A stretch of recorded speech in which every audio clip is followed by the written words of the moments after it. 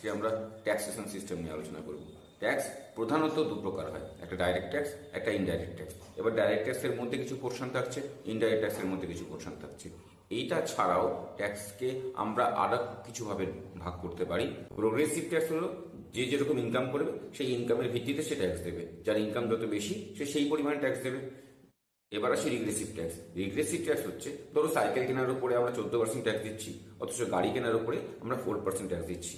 এই যে বহুল প্রচলিত জিনিসের উপরে আমরা বেশি পরিমাণে ট্যাক্স দিয়ে কম প্রচলিত জিনিসের উপরে আমরা অল্প পরিমাণে ট্যাক্স দিচ্ছি, এটাকে বলা হয় রিগ্রেসিভ ট্যাক্স। এরপরে আসি প্রপোর্শনাল ট্যাক্স। প্রপোর্শনাল ট্যাক্সের সঙ্গে ইনকাম কোনো ম্যাটারই করে না। তুমি এবং তোমার কোনো বড় ইন্ডাস্ট্রিয়ালিস্ট বন্ধু যদি একসাথে কোনো রেস্টুরেন্টে খেতে যাও, তোমাকেও যে পরিমাণে জিএসটি দিতে হবে তাকেও সেই পরিমাণ জিএসটি দিতে হবে। তুমি কেন সেই পরিমাণ জিএসটি দেবে? কারণ এখানে হচ্ছে ইনকামটা ম্যাটারই করবে না, তুমি যেরকম গুডস কনজাম্পশন করবে সেই গুডসের উপরে সেই অনুযায়ী ট্যাক্স দিতে হবে। এটাকে বলা হয় প্রপোর্শনাল ট্যাক্স।